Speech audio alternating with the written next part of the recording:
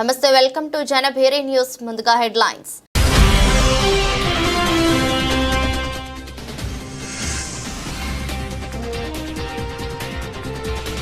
ఉప్పల్ను మండలం చేయాలని గ్రామస్తులు ధర్నా.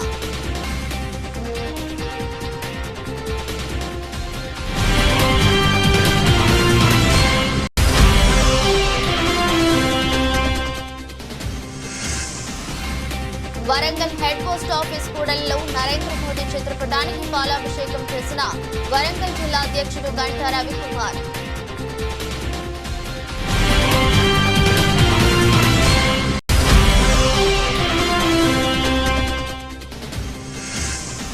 యాదగిరిగుట్ట లక్ష్మీ నరసింహస్వామి అనుబంధ ఆలయమైన పాతగుట్ట లక్ష్మీ నరసింహస్వామి ఆలయంలో రేపటి నుండి వార్షిక బ్రహ్మోత్సవాలు.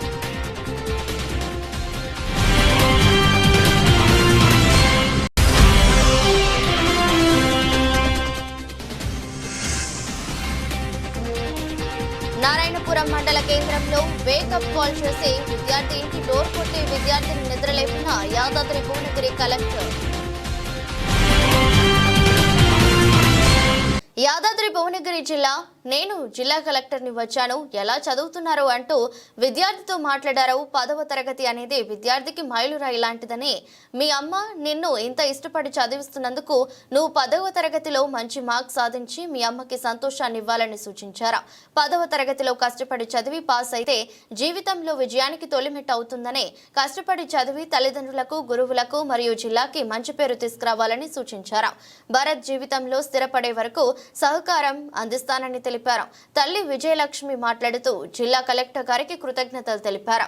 భరత్ తనకి పోలీస్ ఆఫీసర్ కావాలని ఉందని, కష్టపడి సాధిస్తానని కలెక్టర్ గారే స్వయంగా ఇంటికి రావటం నమ్మలేకపోతున్నానని, కలెక్టర్ సార్ రావటంతో తనలో ఆత్మవిశ్వాసం పెరిగిందని, బాగా చదివి అనుకున్న లక్ష్యాన్ని సాధిస్తానని తెలిపారు.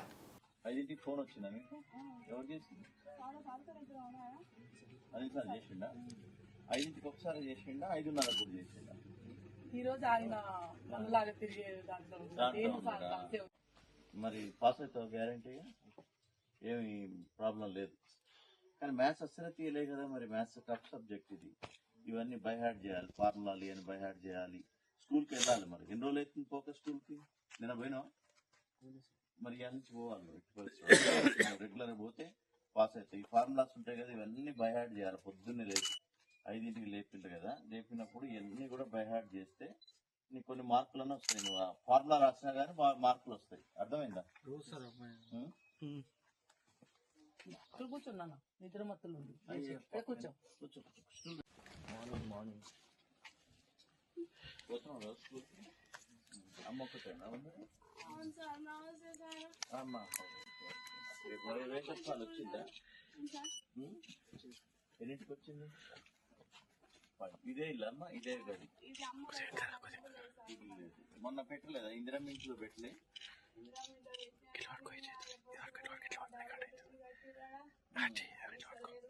దాంట్లో వెళ్ళిందా మీరు?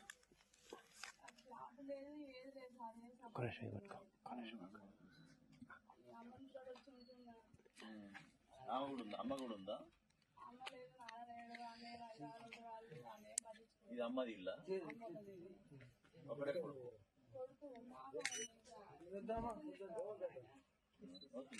మరి పాపం మరి పోతున్నా స్కూల్కి రెగ్యులర్ పోవట్లేదు. ఈ 2 నెలలు మంచి పంపాలమ్మా, పరీక్షలు రాసేదాకా రెగ్యులర్ పంపాలి. యాదాద్రి భువనగిరి జిల్లా చౌటుప్పల్ మండలం చిన్నకొండూరు గ్రామ శివారులో అడవి దున్ను కనపడడంతో భయాందోళనకు గురవుతున్న గ్రామ ప్రజలు. గత కొద్ది రోజుల క్రితం ఆత్మకూరు మండలం పల్లెర్ల గ్రామంలో అడవి దున్న కనపడడం జరిగింది. అడవి దున్నని పట్టుకోవడానికి 25 మంది ఫారెస్ట్ ఆఫీసర్ ఒక డ్రోన్ సాయంతో ప్రయత్నించిన అడవి దున్న దొరకలేదు. ఈ అడవి దున్ననే చౌటుప్పల్ మండలం చిన్నకొండూరు గ్రామ శివారులోకి వచ్చిందని అనుమానం వ్యక్తం చేస్తున్న ఫారెస్ట్ అధికారులు. అడవి దున్నని పట్టుకోవడానికి ప్రయత్నాలు చేస్తున్న ఫారెస్ట్ అధికారులు.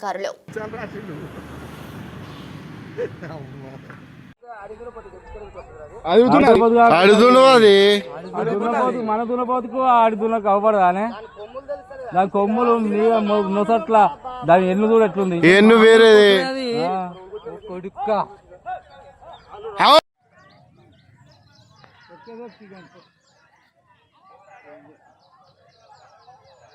గుడ్డ తగ్గించుకోరు, ఇక సలవాటు ఆదురా.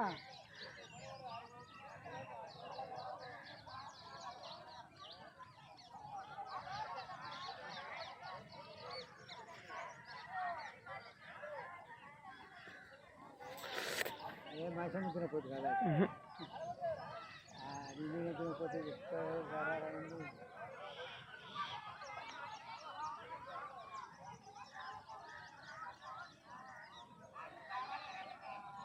బొచ్చు గిచ్చి ఎట్టుంది కంగడోళ్ళు కూడా ఉన్నాయిరా ఆవుకున్నట్టు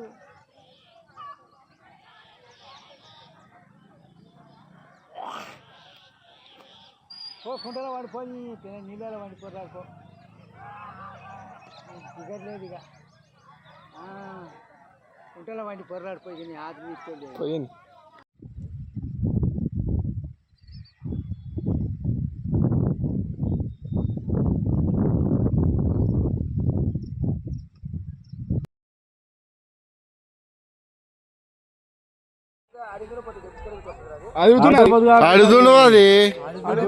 మన దున్నపోతుకు ఆడి దున్నకు అవ్వబడదానే దాని కొమ్ములు నొసట్ల దాని ఎన్ను కూడా ఎట్లుంది ఎన్ను వేరేది కొడుక్క యాదగిరిగుట్ట లక్ష్మీ నరసింహస్వామి అనుబంధ ఆలయమైన పోతగుట్ట లక్ష్మీ నరసింహస్వామి ఆలయంలో రేపటి నుండి వార్షిక బ్రహ్మోత్సవాలు ప్రారంభం కానున్నాయి.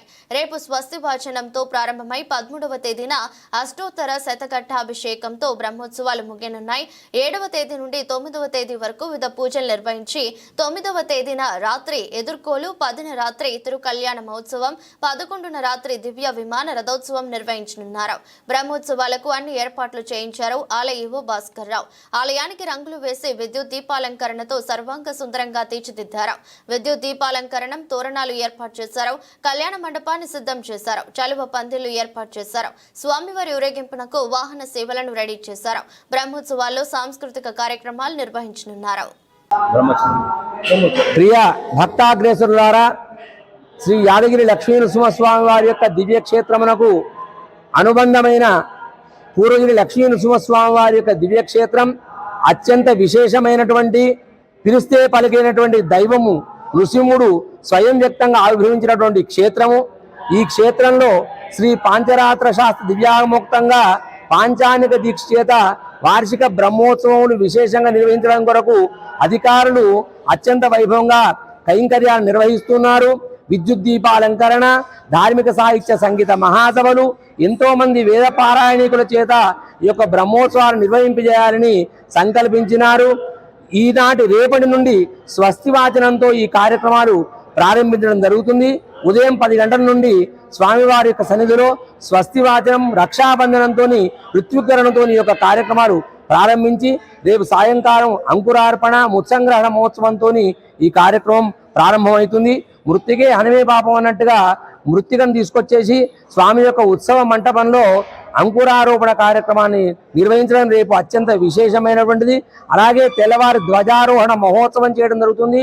ధ్వజపటాన్ని ఎగురవేసి గరుడాలు వాళ్ళ చేత ఈ యొక్క పూజా కార్యక్రమాన్ని, ధ్వజారోహణ కార్యక్రమం నిర్వహించడం జరుగుతుంది. ఈ ధ్వజారోహణలో పాల్గొన్నటువంటి భక్తులందరికీ కూడా ఆరోగ్యం కలుగుతుంది. సంతానం లేని వారికి సంతానము, కళ్యాణం అవుతుందని చెప్పేసి ప్రసిద్ధి చెందుతుంది. ఈ వైష్ణవ ఆలయాలలో ధ్వజారోహణం అత్యంత విశేషంగా నిర్వహించడం జరుగుతుంది. అలాగే స్వామికి 9వ తారీఖు నాడు స్వామి ఎదుర్కోలు మహోత్సవం కూడా విశేషంగా పాల్గొని స్వామి యొక్క కైంకర్యంలో ఎంతో మంది భక్తులు ఇక్కడ విచ్చేసి ఎదుర్కోలు మహోత్సవాన్ని సేవిస్తారు. 10వ తారీఖు నాడు ఈ కళ్యాణ మహోత్సవం అనేటువంటిది బ్రహ్మోత్సవాలలో అంతర్భాగమైనటువంటిది. ఈ కళ్యాణం కర్ణాల పండుగగా దర్శించవచ్చును అనే విద్యుత్ దీపాలంకరణ చేత వైకుంఠమా అన్నట్టుగా ఈ యొక్క కళ్యాణ మంటపాన్ని తీర్చిదిద్ది ఎంతో మంది భక్తుల యొక్క సమూహంలో కళ్యాణ మహోత్సవం నిర్వహించడం జరుగుతుంది. తెల్లవారి 11వ తారీఖు నాడు రథోత్సవం. రథస్థం కేశవం దృష్ట్యా పునర్జన్మన విద్యతే అని వేదం చెప్తోంది. రథాంగంలో ఉన్నటువంటి లక్ష్మీనారసింహుని దర్శించినంత మాత్రంలోనే సమస్త పాపములు నశిస్తాయని చెప్పేసి చరిత్ర చెప్తోంది. ఈ యొక్క ఉత్సవాలలో ప్రతినిత్యం కూడా పండుగనే. ఈ యొక్క బ్రహ్మోత్సవాలలో అందరూ కూడా పాల్గొనాలి. పిల్లల దగ్గర నుంచి పెద్దవాళ్ళ దాకా పాల్గొంటేనే ఉత్సవం అవుతుంది. కాబట్టి ఈ బ్రహ్మోత్సవాలలో పాల్గొని పూర్వీకులు లక్ష్మీ నరసింహస్వామి వారి యొక్క పరిపూర్ణ అనుగ్రహాన్ని పొంది చక్రతీర్థం నాడు స్వామివారి యొక్క పాద పుష్కరిణి లోపల స్నానం ఆచరించి తరించుగాక. జై శ్రీమన్నారాయణ. లక్ష్మీ నృసింహ పరబ్రహ్మణే నమః. డాక్టర్ బిఆర్ అంబేద్కర్ కోనసీమ జిల్లా పి గన్నవరంలో కొబ్బరిలో కోకో అంతర్ పంటగా సాగు చేస్తూ కోనసీమ జిల్లాను కోకో హబ్ గా తీర్చిదిద్దాలని జిల్లా కలెక్టర్ ఆర్ మహేష్ కుమార్ రైతులకు సూచించారు. గురువారం మండల పరిధిలోని ముంగండ గ్రామంలో కండవల్లి నాగేశ్వరరావుకు చెందిన కొబ్బరి తోటలలో కోకో, అరటి, జామ, మిరియాలు తదితర అంతర పంటలు సాగు విధానాలను క్షేత్రస్థాయిలో ఆయన పరిశీలించారు. ఈ సందర్భంగా మాట్లాడుతూ రాష్ట్ర ముఖ్యమంత్రి నారా చంద్రబాబు నాయుడు కోకో ఉత్పత్తులకు మార్కెటింగ్ డిమాండ్ తో పాటుగా మంచి గిట్టుబాటు ధరలు లభిస్తున్నాయని, ఆ దిశగా రైతాంగం కోనసీమ ప్రాంతంలో అంతర పంట సాగు ద్వారా కోకోను అభివృద్ధి చేయాలని సూచించడం జరిగిందన్నారు. దీనిలో భాగంగానే క్షేత్రస్థాయిలో కోకో సాగు అంశాలపై విశ్లేషించి సాగు విస్తీర్ణాన్ని అభివృద్ధి చేసే దిశగా అధ్యయనం చేయడానికి రావడం జరిగిందన్నారు. కోకో కాయలను ఆయన పరిశీలించి ప్రాసెసింగ్ విధి విధానాలను, చాక్లెట్ తయారీ అంశాలను అభ్యుదయ రైతులను అడిగి తెలుసుకున్నారు. కార్యక్రమంలో జిల్లా ఉద్యాన అధికారి బివి రమణ, తహసీల్దార్ పి శ్రీ పల్లవి, ఉద్యాన అధికారి దిలీప్, కండబిల్లి నాగేశ్వరరావు, రైతులు కిరణ్ తదితరులు పాల్గొన్నారు. అదే కోకో సార్, దానికి షుగర్ యాడ్ చేసి మీరు చాక్లెట్ తయారు చేసి not a difficult process sir. క్లీన్కి పర్మిషన్ ఉంటే ఎవరైనా చేసుకోవచ్చు.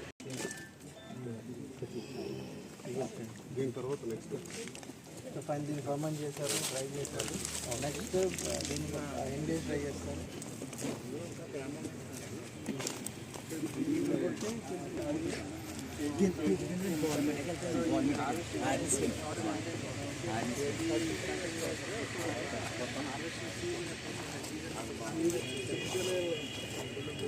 ఫ్రూట్స్కి ఇలాగే సీజన్ మీకు జనరల్గా సమ్మర్లో చాలా ఎక్కువ వస్తుంది, వింటర్లో తక్కువ. At the same time driving కూడా ప్రాసెస్ కూడా తక్కువ.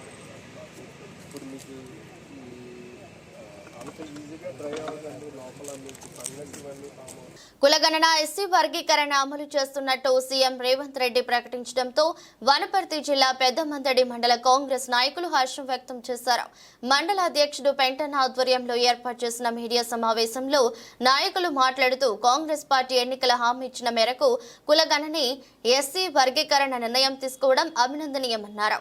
రాహుల్ గాంధీ సూచన మేరకు కులగణన పూర్తి చేయడం జరిగిందని, ఒకే రోజు కులగణన ఎస్సీ వర్గీకరణకు ఆమోదు తెలపడం రాష్ట్ర చరిత్రలో చారిత్రాత్మక ఘట్టమని తెలిపారు. చరిత్రలో ఏ ప్రభుత్వం చేయని విధంగా కులగణన ఎస్సీ వర్గీకరణ చేసిన చరిత్ర కాంగ్రెస్ పార్టీదని అన్నారు. కార్యక్రమంలో మాజీ జడ్పీటీసీ వెంకటస్వామి, మండల అధ్యక్షుడు పెంటన్న యాదవ్, సింగిల్ విండో అధ్యక్షులు విష్ణువర్ధన్ రెడ్డి, జిల్లా ఎస్సీసెల్ కార్యదర్శి గట్టు మన్నెం, మాజీ సర్పంచ్ శ్రీనివాసులు, కొండ రవీంద్రారెడ్డి, సూర్య రవి, రాధాకృష్ణ, రాఘవేంద్ర, నరేష్, ప్రవీణ్ రెడ్డి, వాజిద్, పుల్లన్న, ప్రభాకర్ తదితరులు పాల్గొన్నారు. గౌరవ ముఖ్యమంత్రి గారు రేవంత్ రెడ్డి గారు మరియు పిసిసి కాంగ్రెస్ పార్టీ తరఫున మహేష్ కుమార్ గౌడ్, మిగతా sub committee, cabinet sub committee Uttam Kumar Reddy, మిగతా మెంబర్స్ అందరూ కలిసి మంచి హృదయంతో చేసిన ఈ కులగణన మంచి ప్రోగ్రాం చేసిండ్రు. దాంట్లో 1-2 లొసుగులు ఉంటే ఉండొచ్చు, కానీ మిగతా అది కూడా కాంగ్రెస్ పార్టీ రాష్ట్రంలో అధికారం వచ్చిన తర్వాత మరి అయితే గౌరవ ముఖ్యమంత్రి రేవంత్ రెడ్డి గారు, మరి అదేవిధంగా రాష్ట్ర పిసిసి అధ్యక్షుడు మహేష్ కుమార్ గౌడ్ గారు మరి మొన్న 4వ తారీఖు నాడు ఏదైతే బీసీ కుల జనగణన మరి అసెంబ్లీలో బిల్ పెట్టడం, మరి ఆ గతంలో దాదాపుగా 1931 సంవత్సరంలో జనాభా లెక్కలు తీసి ఉండ్రి. స్వాతంత్రం వచ్చి 75 సంవత్సరాలు అవుతున్నప్పటికీ కూడా ఈ బీసీ యొక్క కులగణన చేయక అవసరం ఉంది. ఆ విధంగా మనం ముందుకు అవసరం తెలియజేస్తూ మరి ఇవన్నీ కూడా కార్యక్రమాలు మాకు బీసీ వర్గానికి కానీ ఎస్సీ వర్గానికి ఈ దేశ ప్రపంచంలో హర్షించదగ్గ విధంగా ఏదైతే ఏబీసీ వర్గీకరణతో పాటు బీసీ కులగణన చేసేందుకు గౌరవ ముఖ్యమంత్రి గారికి ప్రత్యేకమైన ధన్యవాదాలు. ఈ మండల ప్రజల తరఫున, కాంగ్రెస్ పార్టీ తరఫున, బీసీల తరఫున, ఎస్సీల తరఫున, అన్ని సామాజిక వర్గాల తరఫున కూడా ముఖ్యమంత్రి గారు ధన్యవాదాలు తెలియజేస్తున్నాం. ముఖ్యమంత్రితో పాటు మరి ఏదైతే మంత్రివర్గం ఉందో మంత్రివర్గం అందరూ కూడా, ఎందుకంటే ముఖ్యమంత్రి గారు ఒక్కరూ కాదు, మంత్రివర్గ సహచార మంత్రివర్గం కూడా సపోర్ట్ చేయాల్సిన అవసరం ఉంది. కాబట్టి ప్రతి మంత్రివర్గంలో ఉన్నట్టు ప్రతి ఒక్క సభ్యులు కూడా, ప్రతి ఒక్క మంత్రి కూడా ఈ యొక్క నీ కులగణన కానీ ఎస్సీ వర్గానికి మద్దతు ఇచ్చారు. కాబట్టి వారు కూడా ప్రత్యేకంగా ధన్యవాదాలు తెలియజేస్తున్నాం. అదేవిధంగా ఎస్సీలకు సంబంధించిన విషయంలో కూడా మరి నిర్ణయం ఆ రోజు జోడో యాత్రలో మన యొక్క రాహుల్ గాంధీ గారు ఇచ్చిన మాట ప్రకారంగా ఈయన మనకు బీసీ గణన చేసి ముస్లింలకు 10%, 46% బీసీలు కలిపి మొత్తం 56.33%గా విభజించి రాజకీయంగా కూడా రేపు వచ్చేటటువంటి స్థానిక ఎన్నికల్లో కూడా 42% రిజర్వేషన్ కల్పిస్తానని అసెంబ్లీలో ఘాటుగా చెప్పినటువంటి మన ముఖ్యమంత్రి వరంగల్ జిల్లా దేశంలో అన్ని వర్గాల ప్రజలకు న్యాయం జరిగే విధంగా కేంద్రం బడ్జెట్ను పెట్టినందుకు కృతజ్ఞతలు తెలుపుతూ వరంగల్ హెడ్ పోస్ట్ ఆఫీస్ కూడలిలో నరేంద్ర మోదీ చిత్రపటానికి పాలాభిషేకం చేసిన వరంగల్ జిల్లా అధ్యక్షుడు గంటా రవికుమార్ ఈ సందర్భంగా మాట్లాడుతూ ప్రధాని నరేంద్ర మోదీ నేతృత్వంలో కేంద్ర ఆర్థిక శాఖ మంత్రి నిర్మలా సీతారామన్ ప్రవేశపెట్టిన 2025-26 బడ్జెట్ను తెలంగాణ రాష్ట్రంలో కాంగ్రెస్ నాయకులు దేశ బడ్జెట్ పైన ఆర్థిక లెక్కింపులపైన అవగాహన లేక తెలంగాణ రాష్ట్రానికి అన్యాయం చేశారంటూ నిరసనలు తెలపడం సిగ్గుచేటని అన్నారు. దేశంలో కేంద్ర ప్రభుత్వం పలు సంక్షేమ పథకాలను అమలు పరుస్తూ అన్ని వర్గాల ప్రజల అభివృద్ధికి తోడ్పడుతుందని తెలిపారు. 2025-26 సంవత్సరానికి గాను దేశ ప్రీతమ ప్రధాని నాయకత్వంలో కేంద్ర ఆర్థిక మంత్రి నిర్మలా సీతారామన్ గారు ఫిబ్రవరి 1న పార్లమెంట్లో బడ్జెట్ని ప్రవేశపెట్టడం జరిగింది. ఈ బడ్జెట్ పేద మధ్యతరగతి ప్రజల అభివృద్ధి కొరకు, అదేవిధంగా వ్యవసాయ రంగ అభివృద్ధి, రైతుల సంక్షేమం కొరకు, అదేవిధంగా మహిళల యొక్క ఆర్థిక పరిపుష్టి పెంచడం కోసము, యువతకు ఉపాధి, యువతకు దేశానికి పనికొచ్చే విధంగా తయారు చేసుకోవడం కోసం అన్ని వర్గాలను, అన్ని రంగాలను సమన్వయం చేస్తూ ప్రవేశపెట్టిన బడ్జెట్ డ్రీమ్డ్ బడ్జెట్. ఇది భారతదేశాన్ని వికసిత్ భారత్గా చేసేదానికి విధంగా ఈ బడ్జెట్ని ప్రవేశపెట్టడం జరిగింది. ఈ తెలంగాణ రాష్ట్రాన్ని పాలిస్తున్న కాంగ్రెస్ నాయకులకు ఆర్థిక పరిస్థితులపైన, ఆర్థిక వనరులపైన, కేంద్ర బడ్జెట్ పైన ఏమాత్రం అవగాహన లేని ఈ కాంగ్రెస్ నాయకుల చేతిలో ఈరోజు మన తెలంగాణ ప్రభుత్వం నడుస్తుంది. అలాంటి వారి చేతిలో ఉండడం నిజంగా మనకు సిగ్గుచేటు. అన్ని రంగాలకు సమన్వయం చేస్తూ ఈరోజు తెలంగాణ రాష్ట్రంలో 2500 కిలోమీటర్ల మేరకు నేషనల్ హైవేస్లో అభివృద్ధి పనులు జరుగుతున్నాయి. దానికి కేంద్రం నిధులే. అదేవిధంగా తెలంగాణ రాష్ట్రంలో సికింద్రాబాద్ అనుకోవచ్చు, railway station, Cherlapalli railway station అనుకోవచ్చు, వీటితో పాటు మన కాజీపేట, వరంగల్ రైల్వే స్టేషన్, ఇట్లా 40 రైల్వే స్టేషన్ల ఆధునిక పనులు కేంద్ర బడ్జెట్తోనే జరుగుతున్నాయి. అదేవిధంగా ములుగు జిల్లాకు సంబంధించి సమ్మక్క సారలమ్మ గిరిజన విశ్వవిద్యాలయ అభివృద్ధికి కేటాయించిన నిధులు కావచ్చు, అదేవిధంగా నిజామాబాద్ జిల్లాలో పసుపు బోటుకే కావచ్చు, అదేవిధంగా ఉడాన్ స్కీమ్ ద్వారా మామ్నూర్ ఎయిర్పోర్ట్లో, అదేవిధంగా కొత్తగూడెం గ్రీన్ఫీల్డ్ ఎయిర్పోర్ట్ అభివృద్ధి కోసం కావచ్చు కేంద్ర బడ్జెట్ ఉన్నాయి. అదేవిధంగా యువతకి స్టార్టప్ కంపెనీస్ కోసం 10,000 కోట్లు స్టార్టప్ కోసం నిధులు కేటాయించడం జరిగింది. దాంట్లో తెలంగాణ యువత స్టార్టప్ కంపెనీల అభివృద్ధి కోసం పనిచేస్తాయి. అదేవిధంగా వైద్య రంగం దాదాపు మనకి ఈరోజు ప్రతి 1000 మందిలో 1-2 క్యాన్సర్ బారిన పడుతున్నారు. క్యాన్సర్కి సంబంధించిన మందులలో 36 మెడిసిన్స్కి, 36 రకాల ఔషధాలకి ఈరోజు ఎలాంటి ట్యాక్సెస్ లేకుండా పేదవాడికి కూడా క్యాన్సర్ వైద్యం అనేది తక్కువ రూపాయలతో అయ్యే విధంగా చేయడం జరిగింది. దాంతోపాటు విద్యా వ్యవస్థ, ప్రభుత్వ విద్యా వ్యవస్థ పటిష్టం చేయడం కోసం Atal labs, Atal tinkering labs అని చెప్పేసి వాటి అభివృద్ధికి, అదేవిధంగా దేశంలోని ఎంఎస్ఎంఈ రంగం యొక్క అభివృద్ధి కోసం కావచ్చు, అన్ని రంగాల కోసము బడ్జెట్లో నిధులు కేటాయించడం జరిగింది. అసలు బడ్జెట్ని చదవకుండా ఈ కాంగ్రెస్ నాయకులు ప్రభుత్వంపై ఏదో ఒకటి మాట్లాడాలనే విధంగా మాట్లాడుతున్నారు తప్ప ఏ మాత్రం విషయ పరిజ్ఞానం లేని కాంగ్రెస్ నాయకులు ఈరోజు వరంగల్ జిల్లా మంత్రివర్యులు కావచ్చు, స్థానిక ఎమ్మెల్సీ బసవరాజ్ సారయ్య గారు కావచ్చు, వీళ్ళందరూ కూడా విషయ పరిజ్ఞానం పెంచుకొని మాట్లాడవలసిందిగా కోరుకుంటున్నారు. హనుమకొండ జిల్లా కమలాపూర్ మండలం ఉప్పల్ మేజర్ గ్రామ పంచాయతీని మండలం చేయాలని హుజూరాబాద్ వర్కాల ప్రధాన రహదారిపై గ్రామస్తులు ధర్నా రాస్తారోకో చేశారు.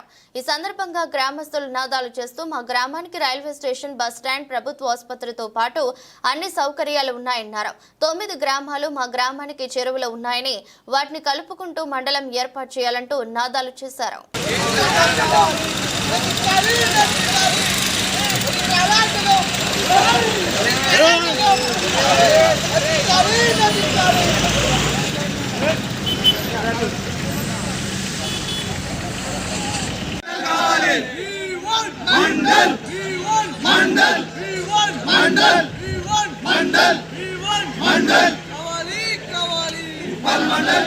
10 సంవత్సరాల పాటు కాంగ్రెస్ పార్టీకి అండగా ఉంటూ కాంగ్రెస్ పార్టీ అధికారంలోకి రావడానికి కృషి చేసిన కార్యకర్తలను విస్మరిస్తున్నారని వనపర్తి జిల్లా పెద్దమందడి మండల మాజీ సర్పంచ్ వాకిట శ్రీనివాసులు ఆవేదన వ్యక్తం చేశారు.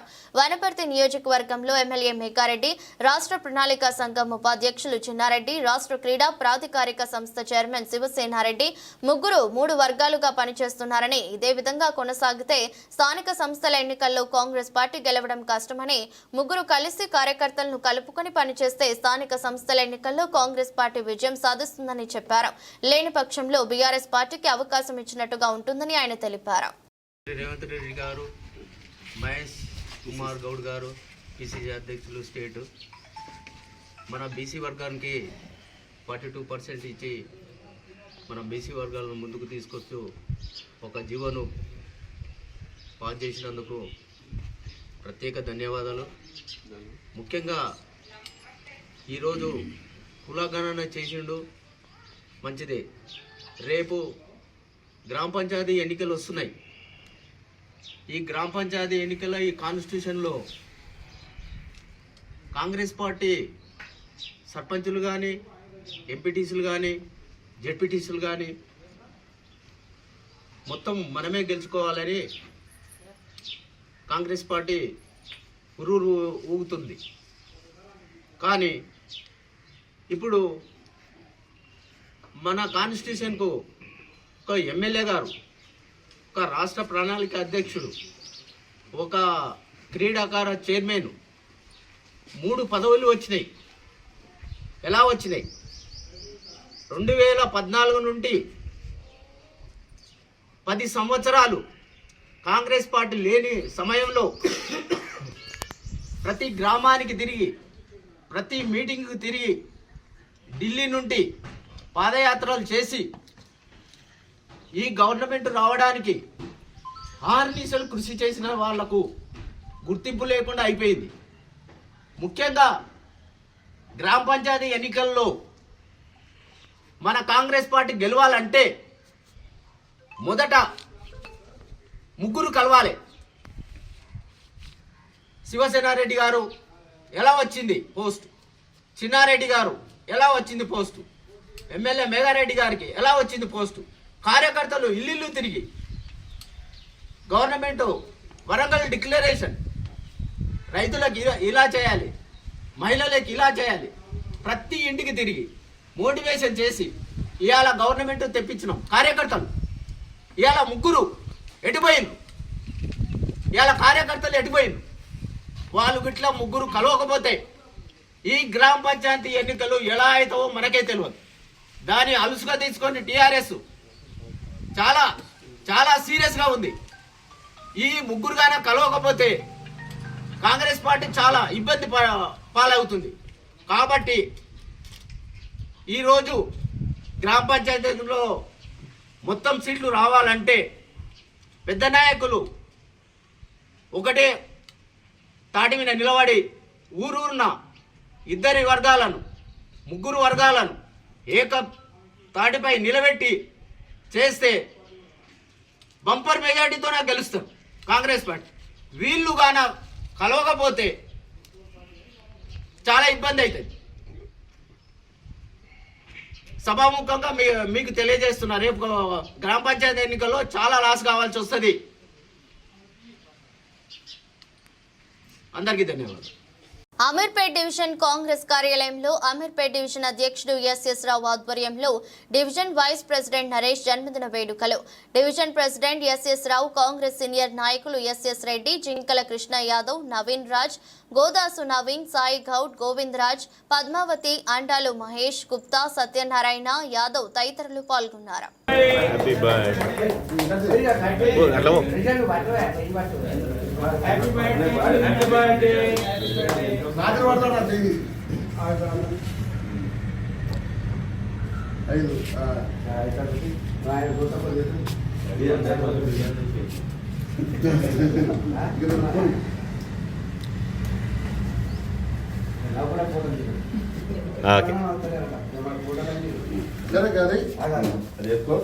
చాలా అట్లా పెట్టు.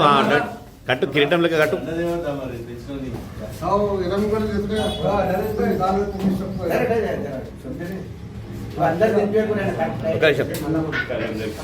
వీడియో ఆఫ్ చేయాలా? పెద్దమందడి మండల సాగర సంఘం నూతన అధ్యక్షులుగా సూరం ప్రభాకర్ ఏకగ్రీవంగా ఎన్నికైన సందర్భంగా పెద్దమందడి మండల కాంగ్రెస్ నాయకులు శాలువతో ఘనంగా సన్మానించారు. ఈ సందర్భంగా సూరం ప్రభాకర్ మాట్లాడుతూ సాగర సంఘం సభ్యుల సహకారంతో అందరికీ అందుబాటులో ఉంటూ సాగర సంఘం అభివృద్ధికి కృషి చేస్తానని తెలిపారు. సాగర సంఘం అధ్యక్షులుగా ఏకగ్రీవంగా ఎన్నుకున్నందుకు సభ్యులకు ప్రత్యేక కృతజ్ఞతలు తెలిపారు. కార్యక్రమంలో మండల అధ్యక్షుడు పెంటన్న యాదవ్, సింగిల్ విండో అధ్యక్షులు విష్ణువర్ధన్ రెడ్డి, మాజీ జెడ్పీటీసీ వెంకటస్వామి, గట్టు మన్యం, ప్రవీణ్ కుమార్ రెడ్డి, సూర్య రవి, రాధాకృష్ణ, నరేష్, కొండ రవీంద్రారెడ్డి, రాఘవేందర్, సాగర సంఘం సభ్యులు తదితరులు పాల్గొన్నారు. ఆయన కూడా కాంగ్రెస్ ప్రభాకర్. ఓకే,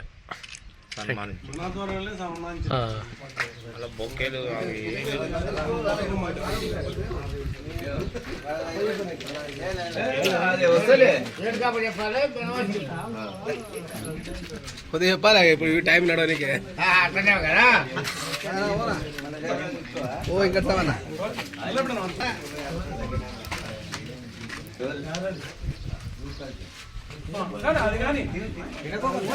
వార్తలు ముగించే ముందు మరోసారి headlines.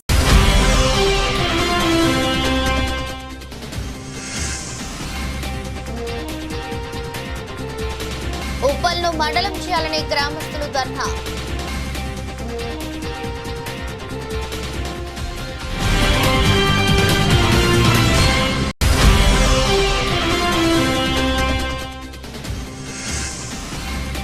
Warangal head post office కూడలిలో నరేంద్ర మోదీ చిత్రపటానికి పాలాభిషేకం చేసిన వరంగల్ జిల్లా అధ్యక్షుడు గంటా రవికుమార్.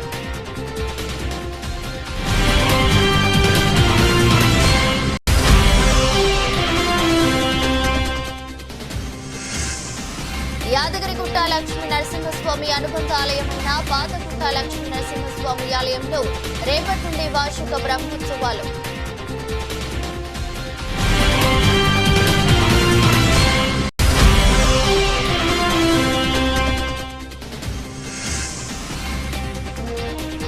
నారాయణపురం మండల కేంద్రంలో వేకప్ కాల్ చేసి విద్యార్థి ఇంటి డోర్ కొట్టి విద్యార్థిని నిద్రలేపిన యాదాద్రి భువనగిరి కలెక్టర్.